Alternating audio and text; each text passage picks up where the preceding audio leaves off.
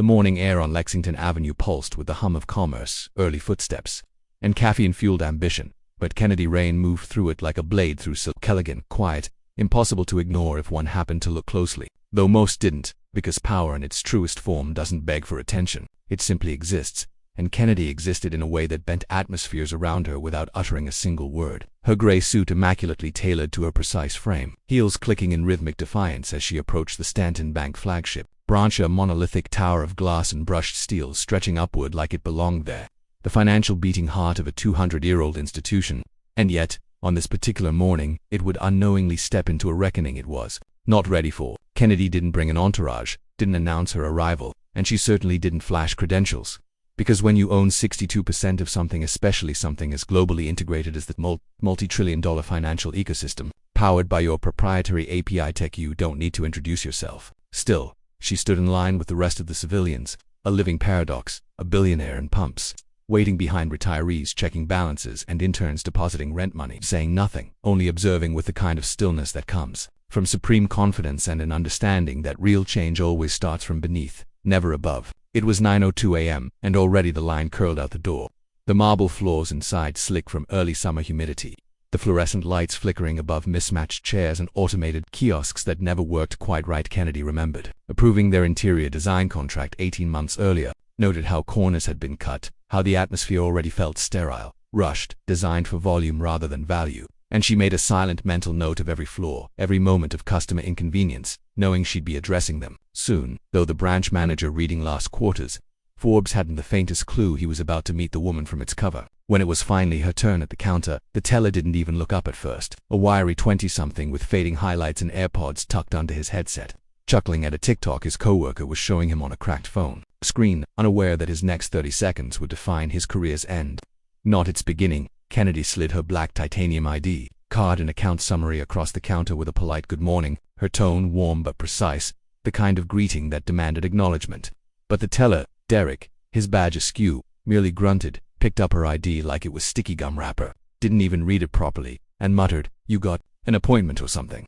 With that thin layer of casual disrespect often coated in unspoken bias, his eyes darting toward her looks, her skin, her silence, deciding instantly she must be some local trying to hustle a wire transfer she probably didn't understand. Kennedy tilted her head, not with confusion, but in the way a lioness might pause before a pounce, and calmly replied, "No, I'm here to verify the clearance on wire transfer 7281B. The executive approval for the deal should be under Rain International Holdings. My name should be on the transaction sheet." Her voice like silk wrapped around steel. But Derek didn't bother searching. He smirked, scoffed audibly, dropped her ID on the floor with a flick of his hand like it had burned him, and said, "Try customer service. This window's for actual clients." And with that, he turned back to his trainee friend and resumed scrolling, dismissing her completely. Behind Kennedy, the line grew restless, but the hush that followed her next movement was almost unnatural. She didn't yell, didn't demand a supervisor, didn't even flinch as she slowly bent down, picked up her card with grace, dusted it off, and whispered just loud enough for the sound to carry, "The deal is off."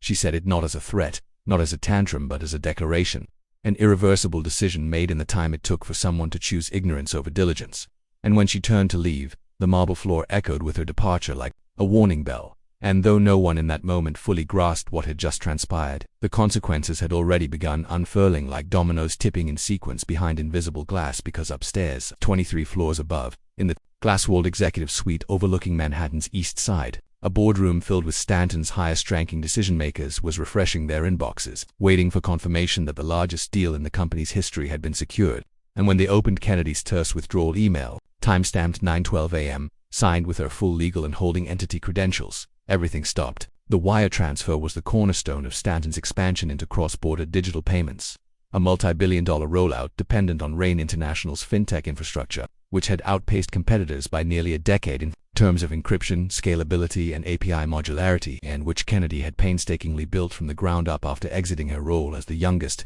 VP in JP Morgan's private tech acquisitions division, reinvesting every dime into technology the world didn't even know it needed yet until now. And now it was gone, because a teller with a fragile ego and limited vision decided she wasn't worth courtesy, let alone protocol. And within 30 minutes, the tremors were visible. Stanton stock dipped 2.3% in pre-market whispers. The compliance team scrambled to understand the deal breach, and the CIO received a personal call from the London Exchange asking why the merger approval was suddenly frozen. Back inside the branch, Derek was still laughing until the assistant manager jogged over, breathless, whispering something in his ear that made his expression turn from cocky to pale. But it was too late. Kennedy was already inside a black SUV, reviewing internal communications from Stanton's upper brass, each more panicked than the last, begging to reschedule, pleading for an explanation, offering apologies disguised as strategic pivots. But Kennedy didn't reply. Instead, she texted a single word, "Proceed," to her chief legal officer, triggering the release of a press memo outlining Rain International's decision to withdraw from the Stanton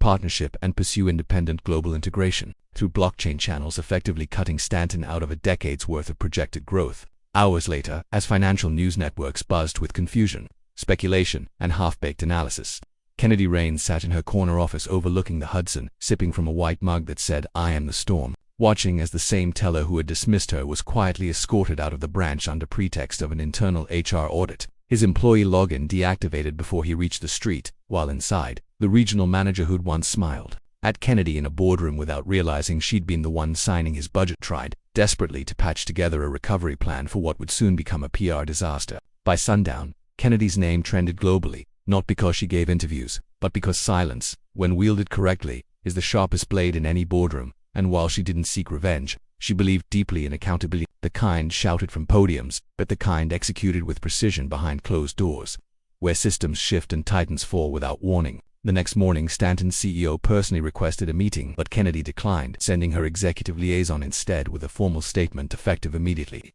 Rain International withdraws all cooperative dealings with Stanton Bank and will reallocate its fintech portfolio to institutions who uphold dignity at every level, client, partner, or otherwise. Ownership does not excuse discrimination, it demands higher standards. And somewhere in the city, in a small apartment, a teller named Derek opened LinkedIn, bewildered, trying to understand how one quiet morning led to his termination. Never once realizing the woman he dismissed for not having an appointment had once been the keynote speaker at a summit he could never afford to attend, whose company valuation now exceeded the GDP of multiple countries, and who, without raising her voice, had reminded an entire industry what real power looks like: not loud, not boastful, but unshakable, unapologetic, and deeply rooted in knowing exactly who you are, even when the world refuses to look up. By noon, the 10th floor boardroom at Stanton Bank had transformed from a bustling nerve center of financial optimism to a tense chamber thick with shock and silent panic, the kind of atmosphere that creeps in when the unexpected shatters the illusion of control, and seasoned executives scramble not with loud urgency,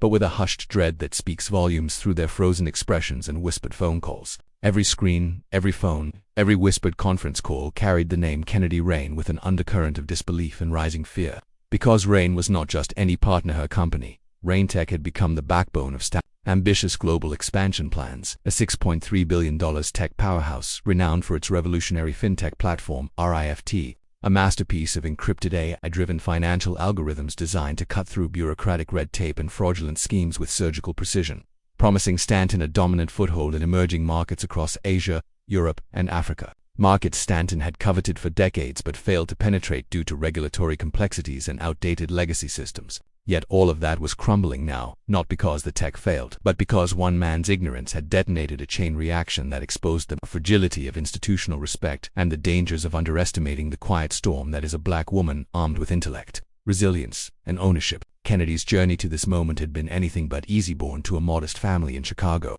excelling through MIT and Wharton with distinction, she'd endured countless microaggressions, dismissed at meetings, overlooked for promotions, and questioned for credentials she had earned twice over, until she decided to stop knocking on doors that wouldn't open and instead build a company that forced those doors to come down. Rain Tech was her rebellion, a fintech empire crafted from years of relentless innovation, disrupting traditional banking with decentralized ledgers, AI compliance models, and seamless cross-border payment systems. And Stanton Bank, with its centuries-old pedigree, had been desperate enough to court her, relying heavily on her vision to vault them into the digital future, until that morning when a low-level teller's reckless disrespect caused her to sever all ties, a move so decisive it rippled through financial markets, client portfolios, and the bank's own internal trust. While chaos simmered in the Stanton boardroom, Kennedy remained the epitome of calm in her Manhattan office, her presence commanding despite the silence, sipping oolong tea steeped just so, answering calls with quiet authority from rival banks and private equity firms who saw her withdrawal not as a loss but an invitation to harness her brilliance, each conversation reinforcing her position as an industry titan who refused to be diminished. Back at the Stanton branch, the same teller who had thrown her ID on the floor was still unaware of the full scope of his actions, until two men in tailored navy suits arrived shortly after lunch, entering the branch with an air of quiet finality, requesting to see the manager, and delivering the news that Stanton Bank's partnership with Rentec was permanently terminated due to a breach of conduct and failure to provide professional service to a principal partner. Phrase heavy, with legal and corporate weight that made it clear no restitution or apology could mend what was broken. Phones throughout the bank tower began ringing off the hook. Legal teams assembled in emergency meetings. PR strategists scrambled to craft damage control statements, and the executive suite saw its long-term strategic vision collapse like a house of cards built on fragile egos and outdated prejudices. Meanwhile, Kennedy's team mobilized quickly, issuing a carefully worded press release that outlined the facts without rancor, emphasizing Rain International Holdings' commitment to integrity, dignity, and partnerships rooted in mutual respect, while announcing a new global initiative to expand their fintech services through blockchain consortiums and direct private partnerships.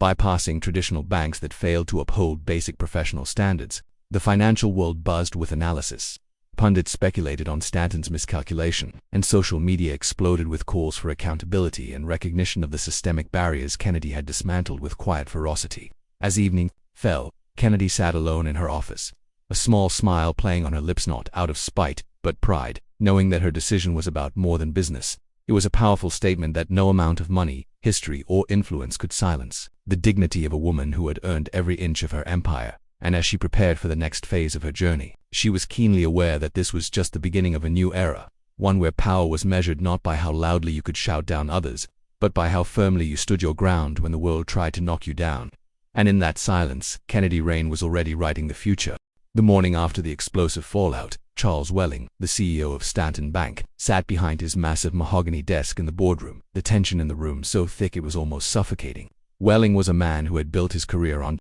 deals, power plays, and a reputation for never taking no for an answer without an immediate counteroffer or a carefully crafted negotiation. But this morning was different. The inbox on his screen glowed with a single succinct email from Kennedy Rain that read simply, "Consider the partnership concluded, effective immediately. I trust your team understands why." A message void of legal threats or bargaining, sharp and cold enough to slice through years of strategic planning and billions of dollars in potential profit, leaving Stanton's leadership stunned and scrambling for damage control, realizing that they had underestimated not only the woman they'd disrespected but the magnitude of her influence. Because Kennedy's silence was more than a refusal, it was a powerful, unyielding declaration of autonomy and worth that echoed louder than any courtroom battle or media storm, and the vacuum left behind was palpable as shareholders exchanged anxious messages. Legal teams prepared contingency plans, and public relations scrambled to craft statements that could mend nothing. Meanwhile, news of the incident spread swiftly through Wall Street's grapevine, fueled by a meticulously worded press release from Rentec's communications team that stated,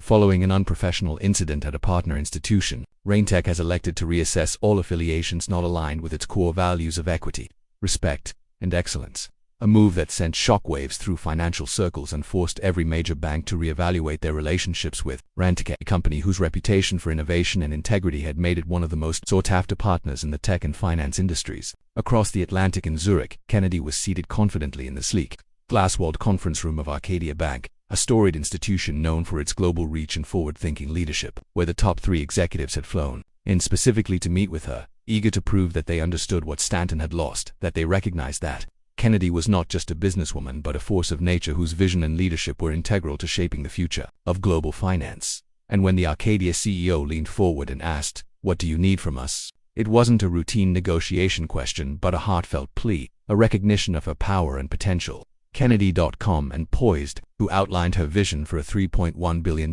infrastructure deal designed to revolutionize cross-border transactions and financial inclusivity for emerging markets, emphasizing the need for trust, respect, and partnership on equal footing, all of which Stanton had failed to offer. Back in New York, Stanton Bank's corridors were rife with whispers of lost opportunities and shaken confidence, as well as convened emergency meetings, fielded calls from irate investors, and prepared for the fallout of what would be remembered as one of the most catastrophic corporate missteps in recent memory. The moment when arrogance and ignorance collided to sever a multi-billion-dollar partnership overnight. Meanwhile, Kennedy's team worked behind the scenes to expand their influence, finalizing new deals, strengthening alliances, and opening doors previously closed to them, all while maintaining a strategic silence that fueled intrigue and respect, in equal measure, showing the world that power does not always roar, it sometimes moves with quiet, unstoppable force, and the respect that comes with it is earned not by intimidation but by unwavering integrity and unassailable excellence. As the sun set over Manhattan, Kennedy stood at the window of her office, overlooking a city that was both the birthplace of her dreams and the battleground for her triumphs. Fully aware that the message she had sent was not just to Stanton Bank or its CEO, but to every institution and individual who still underestimated her because she was a black woman in an industry built on centuries of exclusion. And she knew that her journey was far from over. The silence she chose to wield was a weapon sharper than any sword, and the power it represented was a beacon for those who dared to stand tall and demand their rightful place in the world of high finance, proving once and for all that you don't just build an empire by asking for respect, you command it, you enforce it, and you never ever let anyone throw your identity on the floor without consequences. The aftermath of the storm that Kennedy Rain unleashed was a lesson in corporate consequence and cultural reckoning, one that rippled far beyond the walls of Stanton Bank and echoed loudly through the corridors of power in finance and business. Over the next 5 days, Stanton's stock plunged by 9.2%, a freefall ignited not by scandalous headlines or sensational press leaks, but by the stark and chilling absence of Raintech from all future projections, quarterly earnings reports,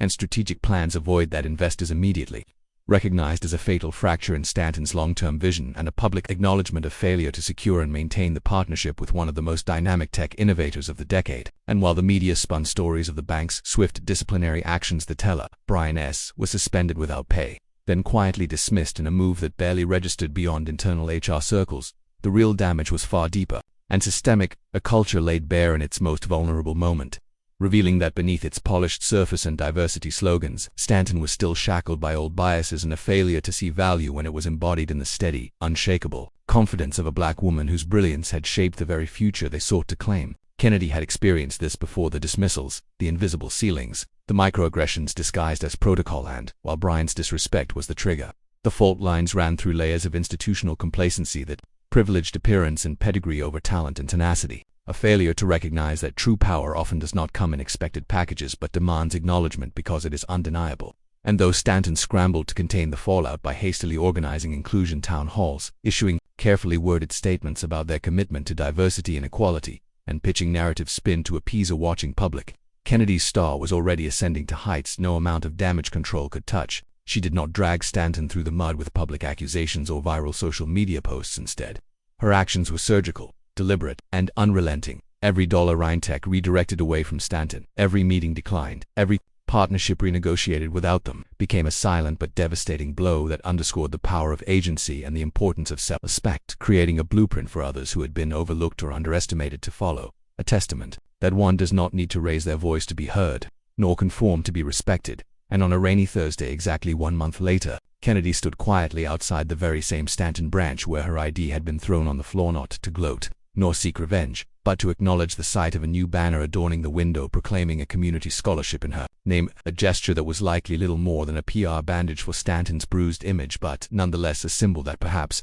in some small way, her legacy would inspire others to rise. Then, with serene confidence, she turned and walked across the street to the gleaming new East Coast headquarters of Raintech, a towering 7-floor glass and steel monument built from the very funds Stanton had failed to recognize as its future. And as the doors slid closed behind her, it became clear to all who witnessed that the institution hadn't just thrown her ID on the floor. They had thrown away their chance to be part of something transformative, a future shaped by innovation, respect, and true partnership. And in that silent fallout, Kennedy Rain rose higher, unbothered by the past, unstoppable in the present, and absolutely unforgettable as a beacon of empowerment for every woman of color who dared to claim their space in a world too often designed to exclude them. The story became a defining moment in business history, a case study of how dignity, quiet strength, and unyielding self-worth could dismantle systemic prejudice without a single shout. How a woman who had been denied her rightful respect by a centuries-old institution could redefine power on her own terms and create a legacy that not only enriched her own empire but opened doors for countless others, rewriting the narrative of what leadership and success looked like in the 21st century. And as investors, industry leaders, and the public watched the rise of Raintech from the ashes of Stanton's failure, it became evident that the true cost of ignorance was not only financial loss but the forfeiture of progress itself. And Kennedy's victory was not just personal, it was a collective triumph for equity, resilience, and the undeniable truth that respect must be earned and enforced, not assumed or given away. And with every step she took into her new headquarters, every decision she made to expand her company's reach, and every innovative product Raintech launched, Kennedy sent a powerful message that would reverberate for decades. That identity is not a barrier but a cornerstone of strength. That leadership, rooted in authenticity, commands reverence, and that those who dare to stand tall in the face of disrespect do not just survive, they thrive, leading a new era where the glass ceilings of the past are shattered not with anger but with excellence, and the silence of those who underestimated her became the sound of an empire rising, unstoppable and unforgettable.